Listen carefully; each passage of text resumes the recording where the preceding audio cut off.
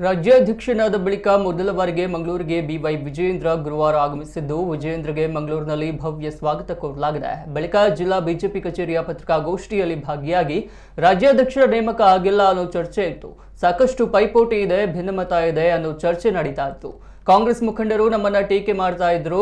ರಾಷ್ಟ್ರೀಯ ನಾಯಕರ ತೀರ್ಮಾನದ ಮೇರೆಗೆ ದೊಡ್ಡ ಜವಾಬ್ದಾರಿಯನ್ನ ನನಗೆ ನೀಡಿದ್ದಾರೆ. ನಮ್ಮ ಕರಾವಳಿ ಭಾಗದ ಎಲ್ಲ ಕಾರ್ಯಕರ್ತರಿಗೆ ನಾನು ಹೇಳುವುದು ಏನಂದ್ರೆ, ರಾಜ್ಯಾಧ್ಯಕ್ಷ ಜವಾಬ್ದಾರಿಯುತ ಸ್ಥಾನ. ನನ್ನ ಕರ್ತವ್ಯದ ಹಿಂದಿನ ಯಶಸ್ವಿ ಅಧ್ಯಕ್ಷ ನಳಿನ್ ಕುಮಾರ್ರಂತೆ ನನ್ನ ಜವಾಬ್ದಾರಿ ಕರ್ತವ್ಯ ನಿರ್ವಹಿಸುತ್ತೇನೆ ಎಂದರು. ಇಡೀ ದೇಶದಲ್ಲಿ ತನ್ನ ಜನಪ್ರಿಯತೆ ಕಳೆದುಕೊಂಡ ಸರ್ಕಾರ ಅದು ಕಾಂಗ್ರೆಸ್ ಸರ್ಕಾರ. ರೈತ ವಿರೋಧಿ ಸರ್ಕಾರ, ಬಡವರ ವಿರೋಧಿ ಸರ್ಕಾರ, ದಲಿತ ವಿರೋಧಿ ಸರ್ಕಾರ. ಮತ ಕೊಟ್ಟ ಜನರು ಪಶ್ಚಾತ್ತಾಪ ಪಡ್ತಿದ್ದಾರೆ. ಸರ್ಕಾರ ಬರ ನಿರ್ವಹಣೆಯಲ್ಲಿ ಸಂಪೂರ್ಣ ವಿಫಲವಾಗಿದೆ ಎಂದರು. ಇದೇ ವೇಳೆ ಜಮೀರ್ ಬಗ್ಗೆಯೂ ಬಿಜೆಪಿ ಭಿನ್ನಾಭಿಪ್ರಾಯದ ಬಗ್ಗೆಯೂ ಮಾತನಾಡಿದರು.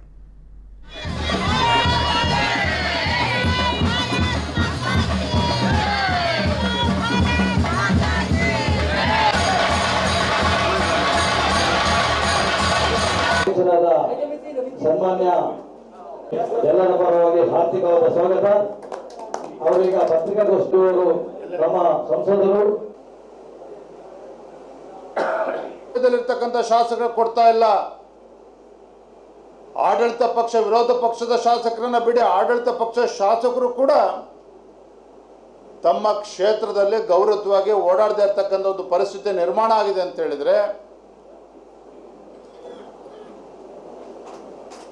ಯಾವ ಭರವಸೆಯನ್ನ ಮೂಡಿಸಿ ಮತದಾರರಲ್ಲಿ ಇವತ್ತು ವಿಶ್ವಾಸನ ತುಂಬಿ ಬಂದಿರತಕ್ಕಂಥ ರಾಜ್ಯದ ಕಾಂಗ್ರೆಸ್ ಸರ್ಕಾರ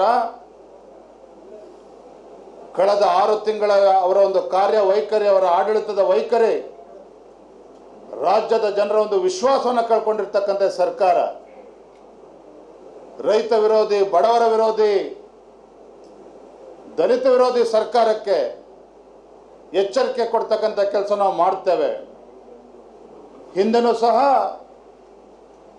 ಈ ಸರ್ಕಾರ, ಕಾಂಗ್ರೆಸ್ ಸರ್ಕಾರ ಇದ್ದಾಗ ಅನೇಕ ಹಿಂದೂ ಕಾರ್ಯಕರ್ತರ ಹತ್ಯೆ ಆಯಿತು. ಹಿಂದೂ ಕಾರ್ಯಕರ್ತರ ಹತ್ಯೆ ಆಯಿತು ಕಾಂಗ್ರೆಸ್ ಸರ್ಕಾರ ಇದೇ ಸಿದ್ದರಾಮಯ್ಯ ಮುಖ್ಯಮಂತ್ರಿ ಇದ್ದಾಗ.